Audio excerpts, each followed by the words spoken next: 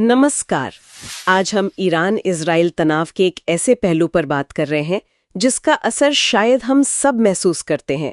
मेरा मतलब है तेल की कीमतें और हमारी जेब।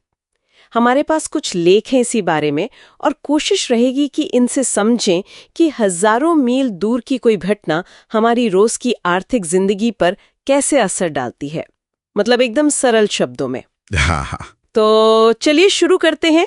ये मध्य पूर्व में, खासकर ईरान के आसपास, कोई भी तनाव तेल के लिए इतना अहम क्यों हो जाता है? बिल्कुल। देखिए, बात यह है कि ईरान खुद ओपेक का सदस्य है, मतलब तेल बनाने वाले देशों के समूह का, और एक बड़ा निर्यातक भी है। पर उससे भी ज्यादा जरूरी है उसकी लोकेशन।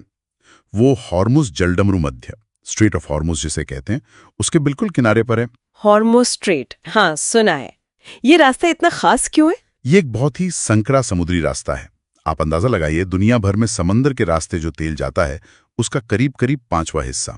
5वां हिस्सा? हाँ, मतलब लगभग 20-21 मिलियन बैरल तेल रोजाना इसी रास्ते से गुजरता है। बाप रे, ये तो बहुत ज्यादा हुआ। जी, और सिर्फ तेल ही नहीं, एलएनजी यानी लिक्विफाइड नेचुरल गैस, उसके लिए भी ये बहुत अहम रास्ता है। तो अगर ईरान ऐसे मान लीजिए बंद करने की धमकी दे या वहां कुछ गड़बड़ हो जाए, तो तेल बाजार पर फौरन असर क्यों पड़ता है? क्या असल में सप्लाई रुक जाती है? जरूरी नहीं कि रुके। असल में यहीं पर बात थोड़ी पेचीदा हो जाती है। तेल का बाजार सिर्फ आज की सप्लाई पर नहीं चलता, वो भविष्य की आशंकाओं पर भी चलता है। जैसे ही तनाव की खबर आती है, बाजार में एक डर सा बैठ जाता है कि कहीं सप्लाई में रुकावट ना आ जाए। अच्छा। तो भले ही सप्लाई न भी रुके, सिर्फ वो खतरा, वो डर ही कीमतें बढ़ाने के लिए काफी होता है। इसी को शायद वो रिस्क प्रीमियम कहते हैं, जिसका जिक्र लेखों में था। ये क्या है असल में, आसान भाषा में? हाँ, सही पकड़ा, रिस्क प्रीमियम। इसे ऐसे समझें, जैसे मान लीजिए तूफान आने वाला है, तो समंदर में जहाज भेजने का खतरा बढ़ गया ना। हाँ बिल्कुल। तो उस जहाज का बीमा महंगा हो जाएगा, है ना। हाँ। बस वैसे ही जब हुर्मुज जैसे अहम रास्ते पर खतरा बढ़ता है, तो तेल खरीदने वाले ये सोचते हैं कि भाई आगे पता नहीं तेल मिलेगा या नहीं, या कितना महंगा मिलेगा, तो वो आज ही थोड़ी ज्यादा कीमत देने को तैयार हो जाते हैं, एक तरह की गारंटी के लिए। ये जो बढ़ी हुई कीमत है, जो सिर्फ डर या अनिश्चितता की वजह से जुड़ी है, वही है रिस्क प्रीमियम। समझ गए।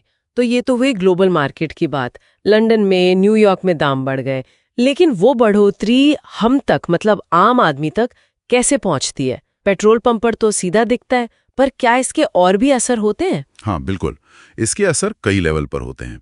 पहला तो एकदम सीधा है, जो सब जानते हैं, पेट्रोल डीजल महंगा। और हाँ, रसोई गैस, एलपीजी सिलेंडर, वो भी, क्योंकि वो भी तो पेट्रोलियम प्रोडक्ट ही हैं। तो गाड़ी चलाना, बस का किराया, ऑटो का किराया, खाना पकाना, सब महंगा। ये तो हुई पहली परत, सीधा असर।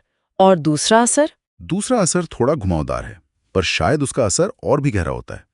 आप सोचिए, हमारे घरों तक सामान कैसे आता है? ट्रांसपोर्ट से, ट्रक वगैरह से। बिल्कुल। अनाज, सब्जी, दूध, कपड़े, मोबाइल फोन, ज्यादातर चीजें ट्रकों से आती हैं। और ट्रक किस पर चलते हैं? डीजल पर। सही कहा। तो जब डीजल महंगा होता है, तो इन ट्रकों का भाड़ा बढ़ जाता है, ट्रांसपोर्ट महंगा हो जाता है। अच्छा, तो मतलब जो हम बाजार से दाल चावल या सब्जी खरीदते हैं, वो भी महंगा हो जाएगा, क्योंकि उसे लाने का खर्चा बढ़ गया। एकदम सही।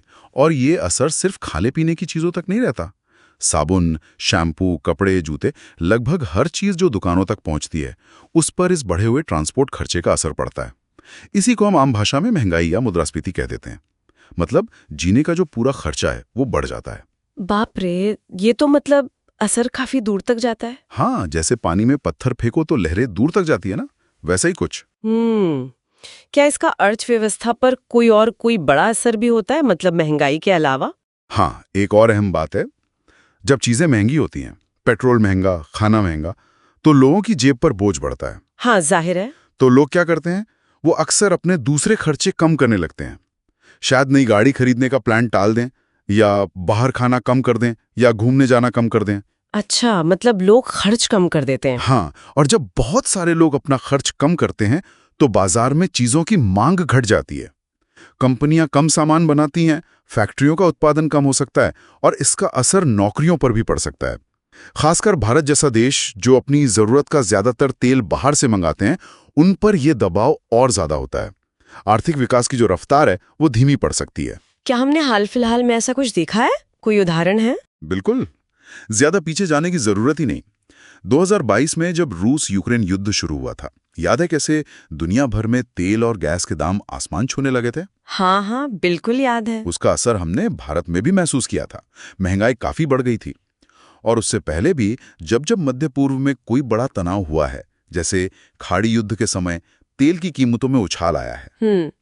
तो अगर पूरी बात को समेटे तो ऐसा है कि मध्य पूर्व में तनाव, जैसे अभी ईरान इजराइल का चल रहा है, हाँ, उससे हॉर्मुज़ जैसे जरूरी रास्ते से तेल सप्लाई रुकने का डर पैदा होता है, सही, जिससे ग्लोबल बाजार में रिस्क प्रीमियम जुड़ता है और तेल महंगा हो जाता है। बिल्कुल। और फिर वो महंगा तेल हम तक पहुंचता है। पहले पेट्रोल, डीजल, रसोई गैस महंगी होती है, फिर ट्रांसपोर्ट महंगा होने से खाने पीने से लेकर रोजमर्रा का लगभग सारा सामान महंगा हो जाता है। यानी महंगाई बढ़ती है और फिर लोग खर्च कम करते हैं, जिससे पूरी अर्थव्यवस्था पर एक दबाव बनता है। विकास धीमा हो सकता है। ये पूरी चेन है। वाकई ये दिखाता है कि दुनिया की अर्थव्यवस्थाएं एक दूसरे से कितनी गहराई से जुड़ी हुई हैं।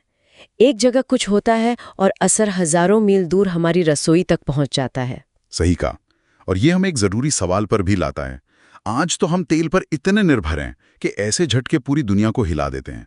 लेकिन सोचिए, जैसे जैसे दुनिया ऊर्जा के दूसरे स्रोतों की तरफ बढ़ रही है, सौर ऊर्जा, इलेक्ट्रिक गाड़ियां, तो क्या भविष्य में भी इस तरह के भू राजनीतिक तनावों का हमारी अर्थव्यवस्था पर इतना ही गहरा असर पड़ेगा? या फिर वक्त के साथ तेल पर हमारी ये निर्भरता कम होगी और ऐसे झटकों का असर भी कम हो जाएगा? ये वाकई सोचने वाली बात है।